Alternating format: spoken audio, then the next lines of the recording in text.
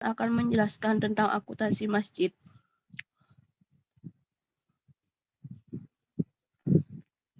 Ini anggota kelompoknya. Yang pertama Dewi Kurniasari, NIM 33. Yang kedua Septania Dwi, NIM 57.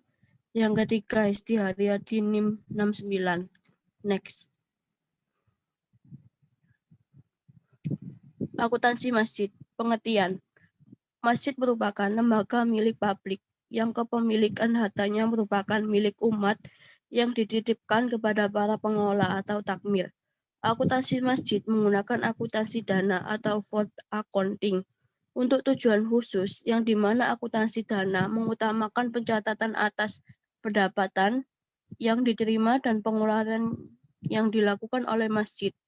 Namun, dalam penerapan akuntansi masjid lebih menggunakan metode akuntansi basis kas atau cash basic untuk memenuhi kebutuhan yang di mana akuntansi masjid mengakui pendapatan dan biaya pada saat kas diterima dan dibayar. Sumber pendapatan dan pengeluaran. Sumber pendapatan masjid biasanya terdiri dari zakat, infak, sodako, dan wakaf. Sumber pengeluaran masjid biasanya terdiri dari biaya rutin, listrik, dan air, yang biasanya kebersihan, biaya kegiatan Islami, yang kegiatan yang dilakukan untuk memenuhi hari-hari besar Islam, Maulid Nabi, safari Ramadan, dan lain sebagainya, dana peralatan masjid, dan lain-lain. Bentuk pelaporan keuangan masjid atau PSAK 45. Yang pertama, laporan posisi keuangan akhir periode. Yang kedua, laporan aktivitas untuk suatu periode pelaporan. Yang ketiga, laporan arus kas untuk suatu periode pelaporan. Yang keempat, catatan atas laporan keuangan.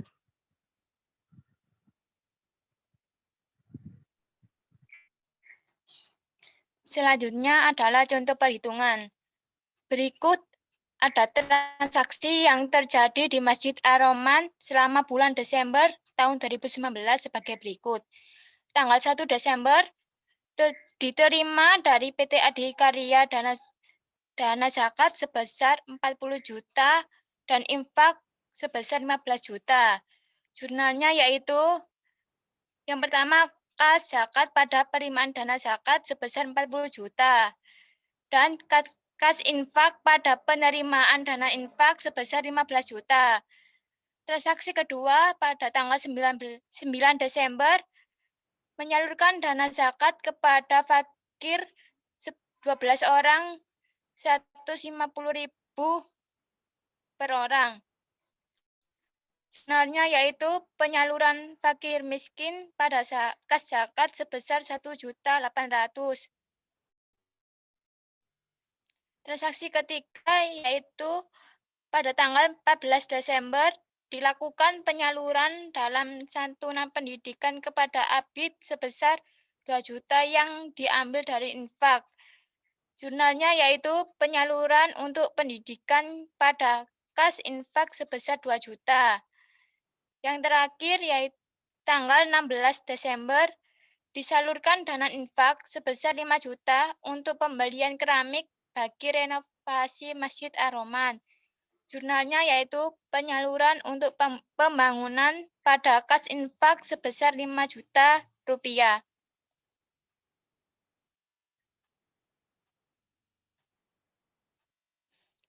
Selanjutnya yaitu buku besar. Buku besar yang pertama yaitu kas zakat.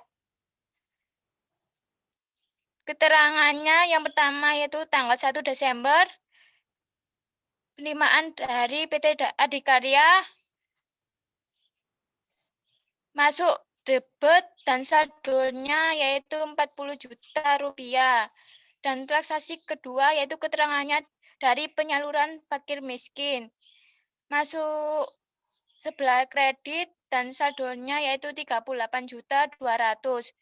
Buku besar kedua yaitu kas infak. Keterangan yang pertama tanggal 1 Desember dari penerimaan PT Adikarya masuk sebelah debit dan saldonya 15 juta.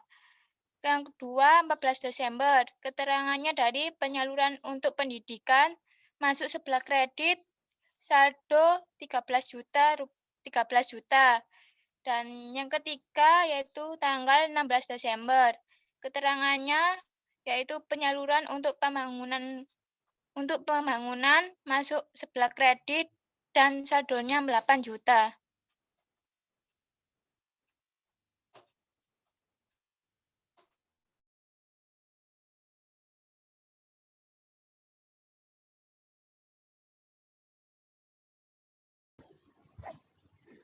Selanjutnya adalah contoh dari laporan neraca.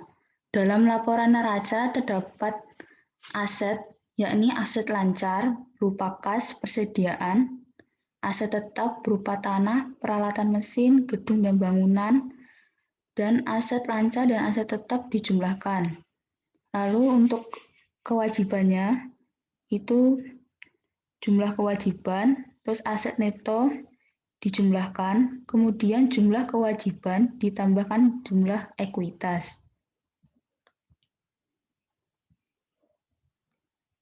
Contoh laporan operasional. Dalam laporan operasional ini terdapat pendapatan dan beban.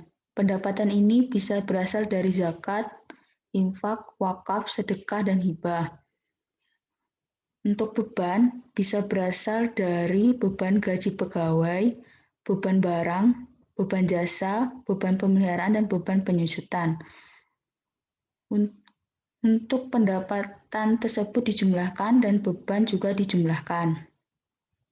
Untuk laporan operasional ini ada perbandingan untuk tahun sekarang dan tahun lalu. Berikutnya adalah contoh laporan arus kas. Berikut ini adalah arus kas dari aktivitas operasi. Arus kas masuk berupa pendapatan dan arus kas keluar berupa beban. Maka jumlah arus kas masuk dikurangi dengan arus kas keluar. Hasilnya ditambahkan dengan saldo kas awal periode. Maka akhirnya menjadi saldo kas akhir periode. Terima kasih. Untuk yang ingin bertanya, silahkan.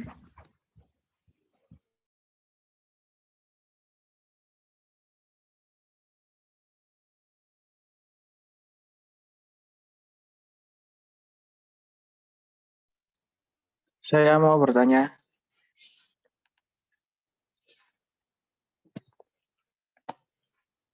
Ya, silahkan.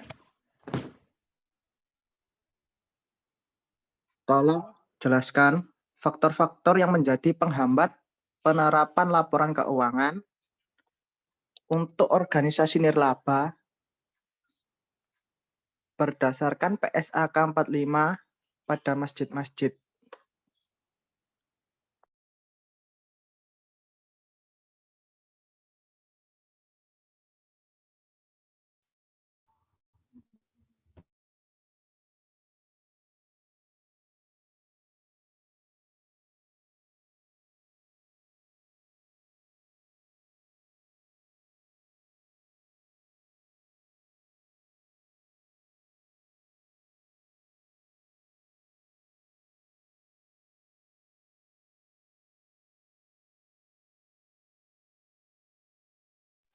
Yang lainnya yang mau bertanya?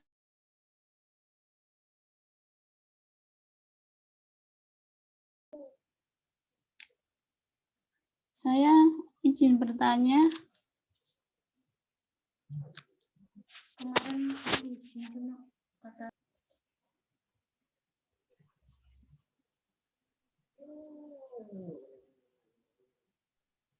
Saya sambil ngajarin. Halo, yang lain sudah terjawab apa belum?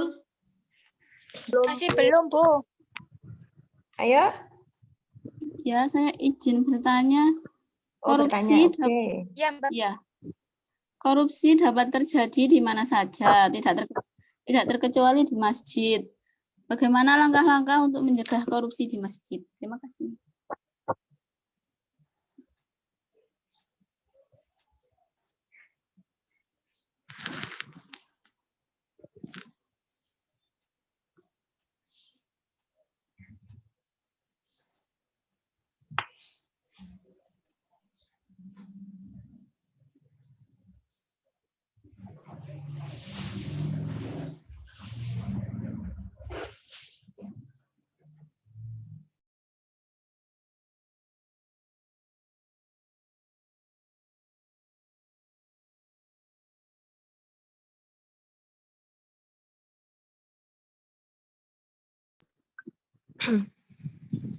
Saya akan menjawab dari pertanyaan dan faktor-faktor yang menjadi penghambat penerapan laporan keuangan untuk organisasi non-nirlaba adalah 1.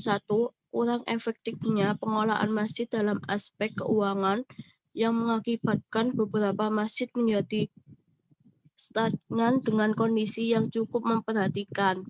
Yang kedua, fokus pencarian dana menjadi lebih diprioritaskan daripada akuntabilitas dana yang telah masuk. Yang ketiga, sumber daya manusia untuk bidang akuntansi sangat kurang. Keterbatasan itu terjadi karena yayasan atau organisasi takmir masjid tidak mampu mencari akuntan yang handal maupun tidak adanya upaya untuk pendidikan akuntansi bagi pengurus keuangan masjid. Yang keempat, adanya beberapa masjid yang tidak berfungsi dan tidak difungsikan lagi. Yang kelima, persepsi-persepsi yang melemahkan usaha. Kedua, belah pihak baik pengawas maupun pengolahan untuk meningkatkan kinerja akuntabilitas keuangan. Misalnya, ketika melakukan pembangunan atau renovasi masjid, beberapa masjid melakukan pengumpulan dana, sementara ketika masjid sudah selesai dibangun atau direnovasi kurang begitu difungsikan secara optimal. Bisa dimengerti? Ya, terima kasih.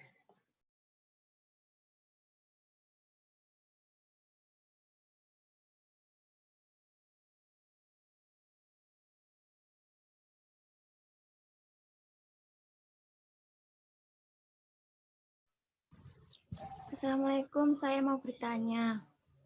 Ya, silahkan. Apa strategi takmir untuk meningkatkan kepercayaan masyarakat? Terima kasih.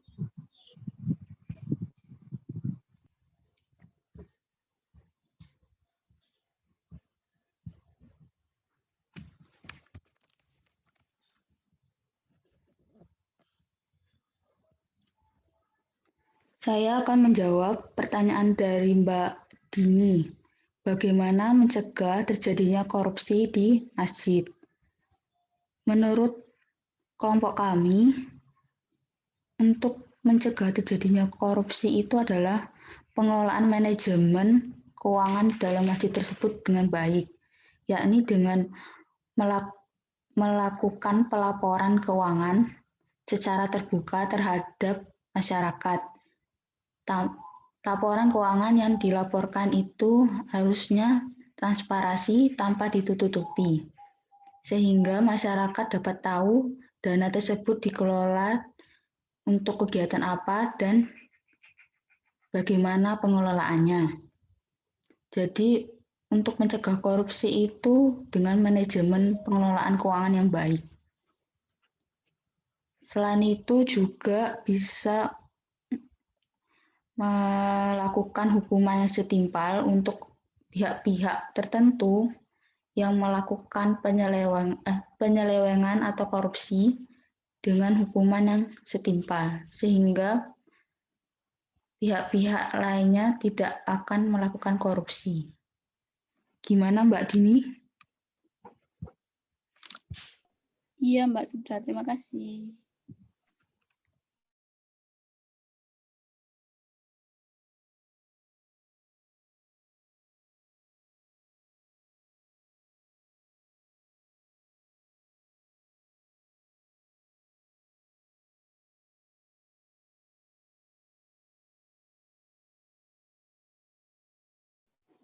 Yang lain sudah, ini sudah terjawab semua.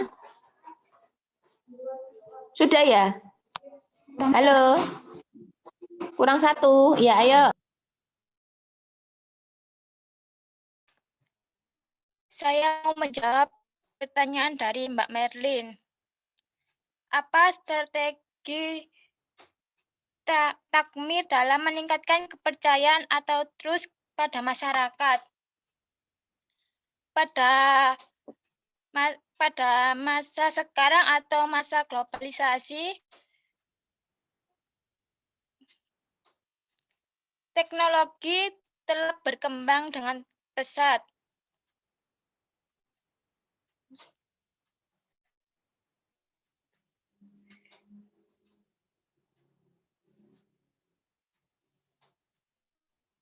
Sebentar, Bu.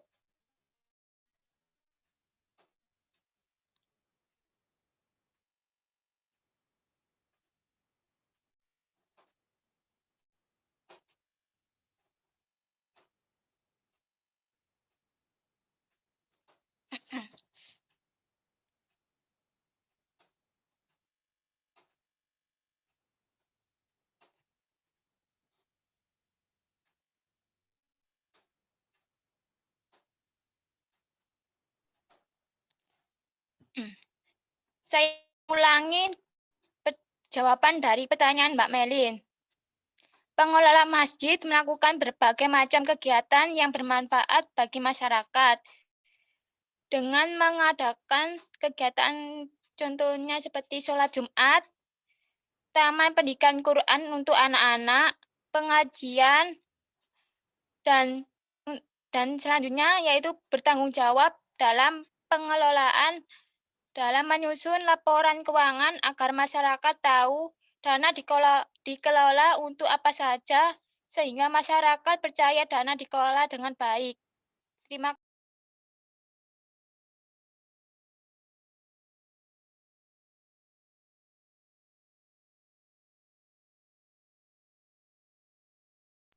Bu, pertanyaan semuanya sudah dijawab.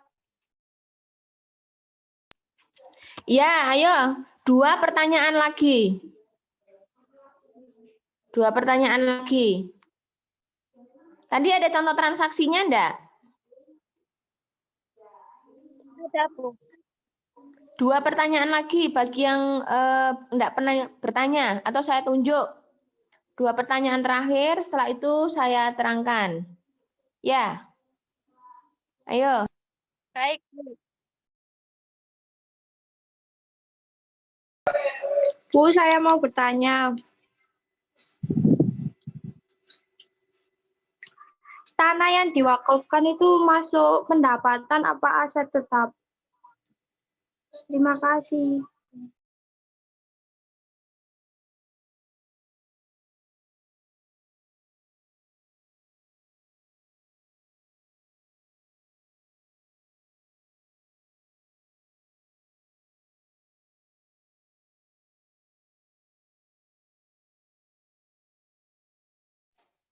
Kurang satu pertanyaan lagi. Siapa yang mau bertanya?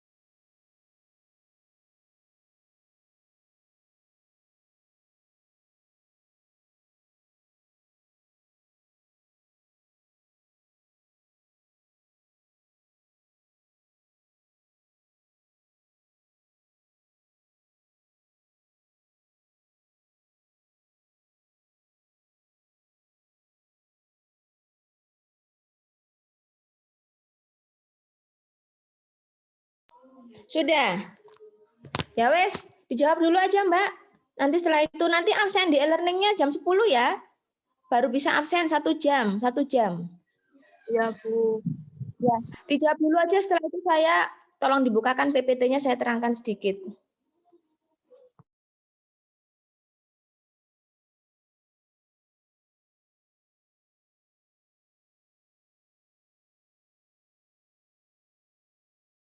Dijawab dulu tadi pertanyaan yang terakhir, setelah itu saya terangkan.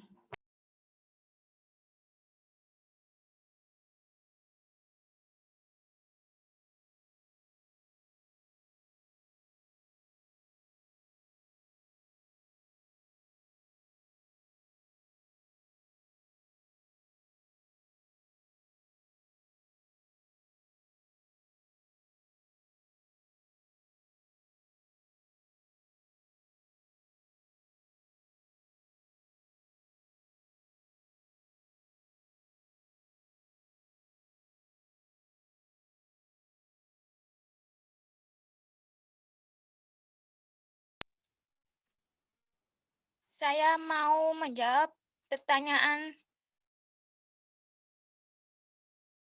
apa tadi, saya lupa. Pertanyaan adalah tanah yang diwakafkan itu termasuk dalam pendapatan atau aset tetap. Menurut saya tanah yang diwakafkan itu masuk aset tetap sebab manfaatnya itu jangka panjang dan bisa digunakan oleh banyak masyarakat. Itu jawaban dari saya. Terima kasih.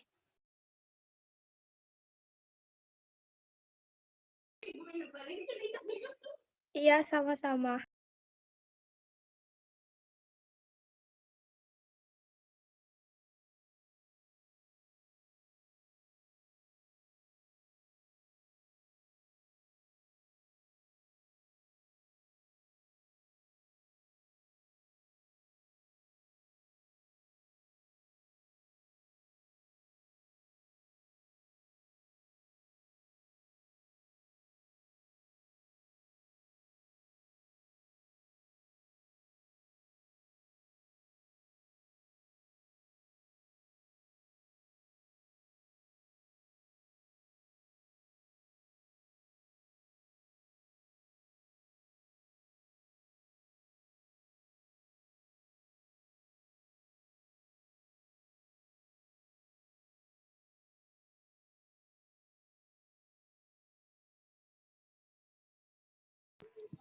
Sudah ya? Oke, tolong PPT-nya di-share. Saya lihat PPT-nya. Halo. PPT-nya tolong di-share.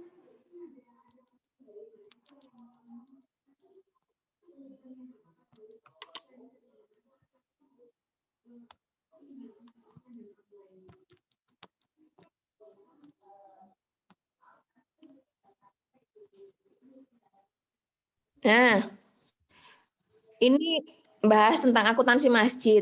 Nanti minggu depan tolong akuntansi BUMDes ya. Nanti silakan lampunya ditentukan. Nah, ini pengertian masjid. Ngapain masjid dikasih pengertian, Mbak? Masjid merupakan. Nah, intinya dari slide pertama ini, pencatatan pada masjid itu menggunakan akuntansi dana. Akuntansi dana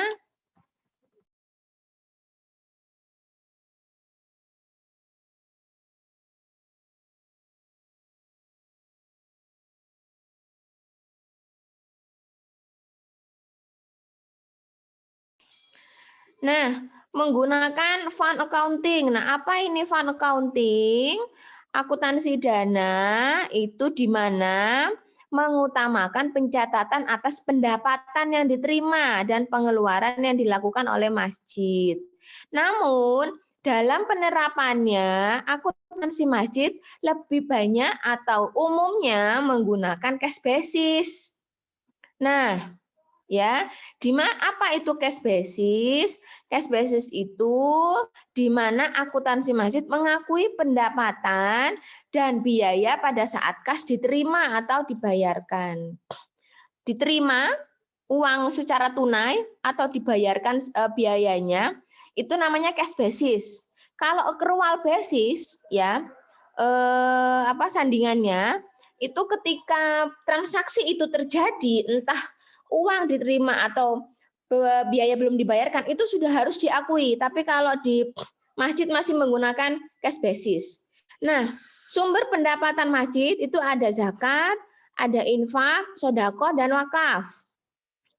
Kemudian pengeluaran yang biasanya terdiri dari ada biaya rutin listrik air, ada biaya kebersihan. Nah, kita tahu ya, biaya-biaya yang biasanya untuk pemeliharaan atau kebersihan atau operasional dari masjid itu sendiri. Next, Mbak. Halo? Next. Nah, ini keliru ya, karena kan kemarin saya sudah bilang, sekarang organisasi nirlaba itu menggunakan PSAK bukan 45 lagi. Coba nanti cari searching 38. Ya, sebelum BUMDes besok maju, nanti sampai juga harus menampilkan 38. Nanti bedanya apa? 45 dan 38. Kalau enggak salah 38. Sudah bukan PSAK 45 lagi. Gitu ya? Bisa dengar suara saya ya? Iya, Bu. Iya, Nah, Bu. nanti direvisi. Oke, berikut. Next. Nah, ini ada contoh transaksi yang ada di masjid. Jadi transaksi di masjid itu sebenarnya relatif lebih sedikit, tergantung ya besar kecilnya masjid. Kalau masjid yang seperti Masjid Agung atau masjid yang memang sudah dia tidak hanya kegiatannya tidak hanya untuk rumah ibadah saja. Biasanya dia punya kegiatan kayak ada beberapa masjid daerah Gedangan tuh dia punya sekolah, dia punya klinik, dia punya supermarket. Jadi dia diversifikasi bisnisnya meluas dia. Nah, itu lebih rumit, lebih banyak transaksinya. Kemudian ini contoh transaksi. Nah, ini jurnalnya kan ya sama. Sebenarnya inti dari jurnal itu sama dengan ketika Anda belajar di perusahaan swasta. Cuman penamaan akunnya saja yang berbeda. Zakat, penerimaan dana zakat, ada infak, ada fakir miskin dan sebagainya. Dan rata-rata ini pendapatan masjid itu biasanya dapat dari infak, sodako. Jadi ada rutin yang biasanya memang kayak Jumatan, itu kan rutin itu ya dapatnya. Oke, berikut. Ini contoh pengeluaran, ini buku besarnya. Ya, buku besarnya. Referensi, debit kredit, saldo. Ini masih manual. Ada beberapa masjid yang dia sudah menggunakan software, itu sudah banyak itu. Bahkan di Jogja itu hampir masjid